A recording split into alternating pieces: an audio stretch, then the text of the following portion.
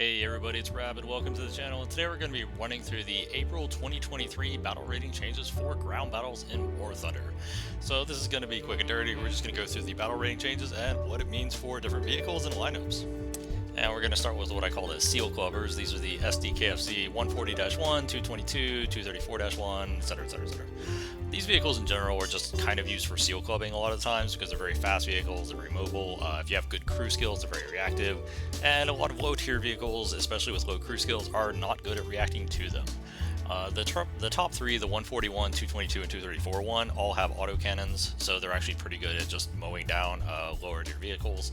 The 234-2s are the Pumas. I'm sure everybody who's played around these BRs has played against these, and they're quite good, even well above their battle rating. Not really a surprise to see any of these going up. They're all pretty effective vehicles. Next up, we have a bit of an assortment of like low and mid tier vehicles. So we're going to start with the M4A3 105s. I don't think it's really a surprise these are going up from 2.7 to 3.0. A lot of 1.7 lineups really can't hurt these things. The only reason they stayed at 2.7 for a long time really comes down to how unuser friendly the gun is. It has a good bit of gun wobble, it has a very slow turret traverse, has not a very good rate of fire, especially compared to other 2.7s. And the shell is not exactly the most user friendly in terms of its flight arc, so I can kind of understand the gun being very unuser friendly, but the armor is incredibly idiot proof. It's not really a shock. 2.0 lineups don't do great against 105s, but 1.7s especially just got slaughtered by them. The T-34-85 D5T also going up to 5.3. Not a huge shock. Most of the T-34-85s were at 5.7. It didn't really make a lot of sense for that to be down at 5.0. All of the Comets going down from 5.7 to 5.3. I haven't noticed the Comets significantly underperforming, but this might have to do with the APDS changes, because the APDS, especially low caliber, got some pretty noticeable nerfs on like their angled pen, their damage. So that might be what's holding it back, especially because APDS is its top shell. But that's probably my best guess. I don't have a ton of experience with the Comets. Burita 501 going from 4.3 to 4.7, not a shock. The gun is super effective, the mobility is really good. Ever since they added the ability to drop the sides down to give it a really good like firing arc in the front, the Beretta has been a bit of a monster, so I don't think anybody's shocked by that.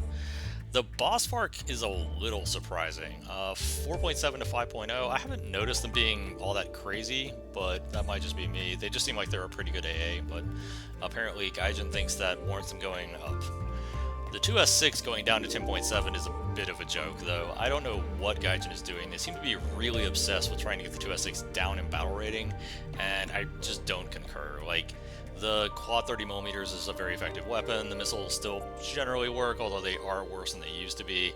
I really don't think this is a 10.7 AA system, especially because contemporaries are things like roll-in ones, but whatever. I don't think it like absolutely catastrophically hurts the game, but it's just very odd that Gaijin seems so obsessed with bringing this thing down in VR. The AEC AA is going up to 3.3, and the Crusader AA Mark 1 is going down to 3.0. So these two guys are basically playing musical chairs. The AEC is a lot more usable as an AA, although not as usable as ground vehicles because the 20mm are not hugely effective. Whereas the Crusader AA is decent against ground vehicles with its 40mm, but is kind of unuser friendly against AA, so I guess it makes sense, just a little odd. Saddam 25 Mistral is going down from 10.0 to 9.7. Of course it is. It uses essentially Stingers. Stinger-based systems are not very good. It also doesn't have a search radar. It's not a great AA. I'm not sure why it was ever at 10.0 to begin with. The M53-59 is going up from 6.0 to 6.3. That's not a shock at all. That thing is practically idiot-proof against aircraft. It's incredibly high velocity, high rate of fire. Against ground vehicles, it can shred a lot of them. Light vehicles, it'll just tear to pieces. Heavier vehicles, you can tear a lot of them from the side because that's pretty good penetration. The only real downside to the 53-59 is really that it's incredibly easy to kill. The giant magazines on the top are an ammo rack, and of course it is technically open top, so it's very easy to overpressure. But overall, I think that vehicle is probably going to do perfectly fine at 6.3. Might even go up to 6.7, but I doubt it. Next up, we have the main event, and there's a whole lot of red here, but it's actually pretty straightforward. Essentially what happened was the top tier for ground battles moved from 11.3 to 11.7, so a ton of vehicles between 9.7 and 11.3 moved up exactly one BR rating, And for the vast majority of these changes, that's what's happening. There's not really a lot of shocks in terms of what's going up. It is a little surprising the rod comp wagon is going down from 9.7 to 9.3. It's been a pretty effective vehicle in general, and if they're moving everything else up, it seems odd that they would also move that down instead of just letting that stay where it is, but it's whatever. I don't think the rod is gonna break anything going down to 9.3. The real thing to note about this is not what's here, but rather what's not here. Like, significantly what around these brackets didn't get moved up. One kind of odd entry is the Swedish T-80U squadron vehicle, which stayed at 10.7 despite the fact that the Russian one went up, which is kind of odd. At the end of the day, though, it doesn't have a huge amount of backup at its battle rating, and Sweden does have some premium vehicles like the CV90-105 that drag its performance down. On top of that, Sweden is not exactly like the biggest nation in the matchmaker, so it's a little odd, and that might end up getting corrected, but I don't think it'll hurt anything. The T90A stayed at 10.7. Probably fine. I think people kind of overestimate the T90A. It doesn't have a lot of great backup vehicles either.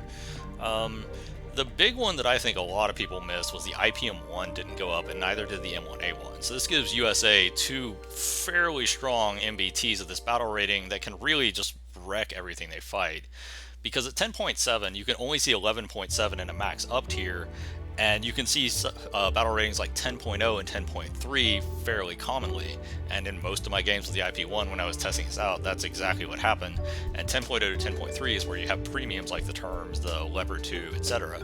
So I found the IPM1 and the M1A1 were incredibly good, and US 10.7 in general was incredibly good, partly because USA doesn't have a lot of premiums at that battle rating, like specifically around 10.7, and has some really good lineups and two good MBTs. So I think USA is actually going to be the winner here, but only time will tell. The 10.7 bracket is still kind of an unexplored area. The Chinese also kept the 99.2 and 99.3 at 10.7, which is potentially pretty good. Israel kept the Mark III B and C at 10.7, but they don't have enough around it right now, so that may or may not be significant. But either way, they're pretty minor nations in terms of the matchmaker, so it probably won't be hugely impactful. And lastly, we have one kind of little odd one that they threw in at the last minute. This is 3 IFEs going from 9.3 to 9.7. The first one is the Dardo. Kind of makes sense. Dardo is reasonably effective.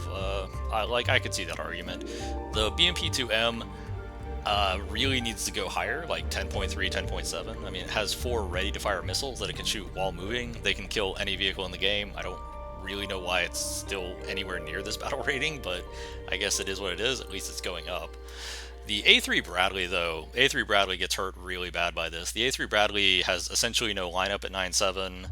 It doesn't have a huge place in any of the lineups above it. The launcher still has that goofy feature where it automatically stows if you go over 20 kilometers an hour. It takes a few seconds to unstow, and then you also have to be stationary to shoot it. Like, the Bradley is just kind of sad right now. I'm not sure why that went up. I think it was just they saw 3 9.3 IFEs and decided to pull all of them up together, even though their quality of these 3 vehicles is wildly different. So that one's a little unfortunate for the Bradley. The other 2 at least kind of make sense.